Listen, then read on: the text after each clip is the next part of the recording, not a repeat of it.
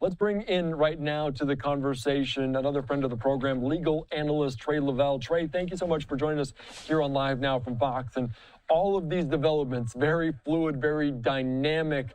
They have reached a partial verdict, 2 through 5. What do we make of this? Explain it to our audience.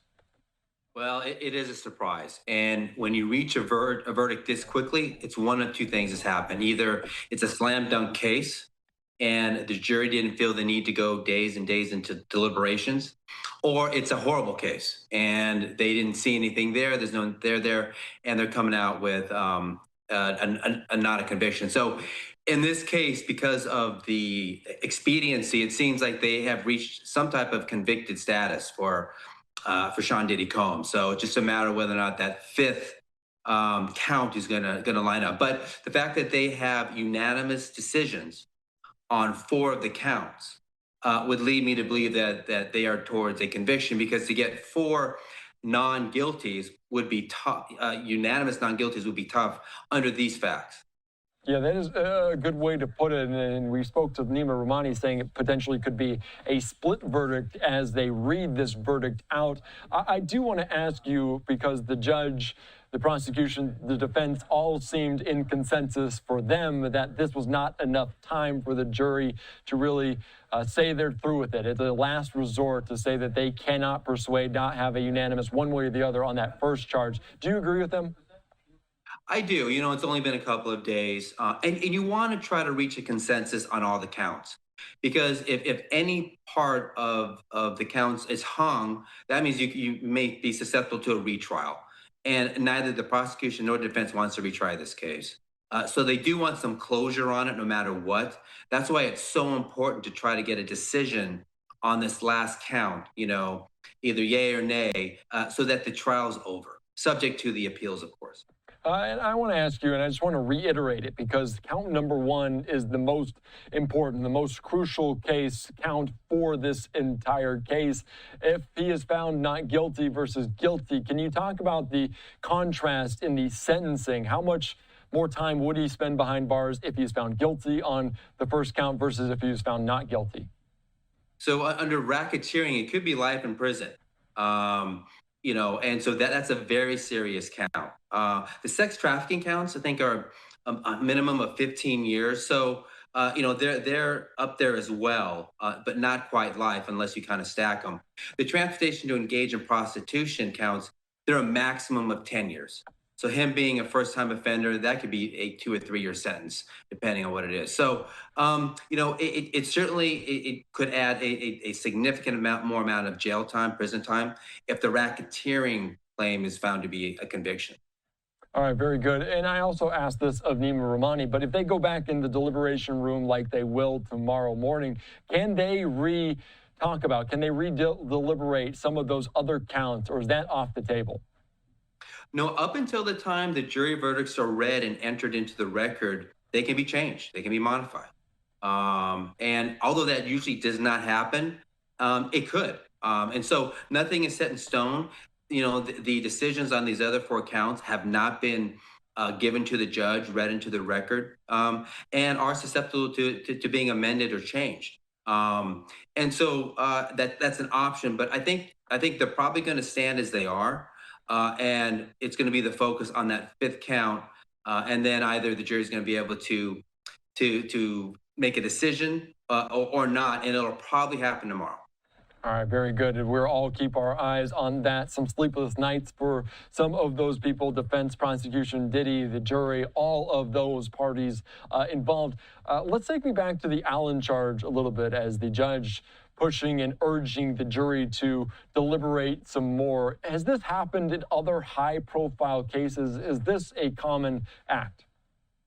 It is a common act. So what happens is, it's not unusual for, in a multi-count indictment, for the jurors to make some decisions on some counts and not be able to come up with a decision on others, or just be hung on it, you know, altogether on all of them. So what the court tries to do is, an Allen charge is basically reminding the jury of their civic duty to try to enter a decision, to try to come to a decision.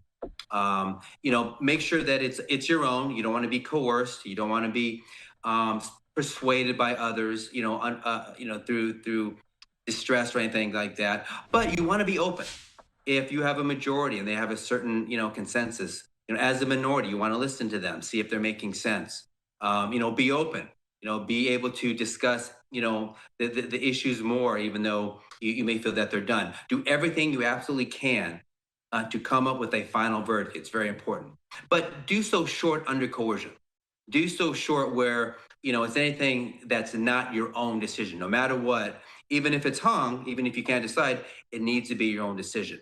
But this is the last chance. An Allen charge, or a dynamite charge, as it's often referred to, is really the last chance to get a hung jury to come up with a decision. Yeah, something to potentially spark them into making a decision. And we also talked about the fact that this upcoming weekend is a holiday weekend, an extended weekend. There is no guarantee that we see this verdict tomorrow. How persuasive can that extended weekend be? And could we see this even continue past? I think the chances of it extending beyond this weekend are slight. I think the fact that we have a decision within 2 days on 4 counts means that we're on track to get this case wound up probably tomorrow. They're going to come back to resume deliberations tomorrow morning. It's going to be about that 5th count, and they're going to give it a shot. And at some point, either they're going to say, "Hey, Your Honor, we have come to a unanimous decision on all counts," or it's like, "Your Honor, we're forever hung. We're not going to be able to decide no matter what." And that's really going to be our final decision. And at that point, if it's the latter, the judge they'll come in, they will enter the 4 counts, and the judge will then deem that 5th count to be hung. And if that potentially does happen, we're talking about, like we said, the most important, the most crucial, most pivotal case in terms of this, that the racketeering case. If they try to retry this case, what type of effort, because there were so many challenges, so many logistics in it, do you think the prosecution will even try? If they're successful on getting convictions on one or more of the other counts, whether it's split or whether, it's unanimous on the 4, on all of the 4, I don't think they're going to go for a retrial if the 5th count on racketeering is hung. It's a complicated count. It's tough to win on. And there would be, a victory, with the prosecution if they get some conviction on these other counts. So depending on what it is, if they get maybe guilty on 1 count of transportation to engage prosecution, maybe they won't want to do a retrial, but I doubt it. I think the fact that there's unanimity on 4 counts, and we're anticipating 1 or more to be a conviction, that's probably going to be enough. I don't think they would want to retry the racketeering claim. All right, before we fast forward tomorrow, let's rewind a little bit, because we saw that note come down talking about the partial verdict reached by the jury. Earlier on in the day, the jury did send a note asking for more testimony from when Cassie Ventura, the ex-girlfriend of Diddy, was on the stand. And we saw the video from that Intercontinental Hotel as the jury was asking for this. And she was one of the first people to testify in this. Do we read into anything from that? The jury wanting to hear more from Cassie, wanting to see more from what Cassie said in her perspective. Do you think that was an influence on the jury? I think that's pretty telling. I think the fact that they wanted a transcript of Cassie's testimony means they're really focusing on her testimony, exactly what she said. Probably, and this is just speculation, obviously, trying to decide whether or not it was really consensual and she was really into this lifestyle, or she was being coerced. And by looking at the specific testimony and her own words, which had happened early in the trial, so they may have forgot a lot of it, that may have helped make that decision. But certainly when you ask for a specific piece of testimony, and it really shows that the jury is focusing on that. Now, above and beyond that, it's speculation in terms of how they're using it, or the real backdrop. But I think most people would believe that Cassie's testimony and Cassie's appearance in this is extremely important, if not the main testimony and the main evidence for the prosecution. So I'm not surprised that they want to revisit that to know exactly what she said.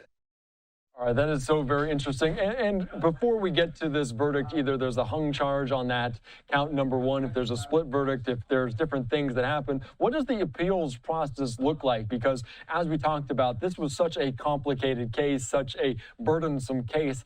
Does the appeals process follow a similar pattern where it's very burdensome? Oh, well, there will certainly be an appeal if there's a conviction.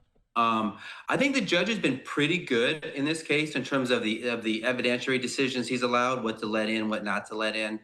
Um, and they've tried to keep it, down the line. But there certainly will be some appellate issues. Matter of fact, I'm sure they have an appellate attorney watching the trial as it was going, to lining up those issues. So there's always going to be an appeal, but the judge did a pretty good job. I didn't see any evidentiary issues that were loudly questionable that people were jumping on.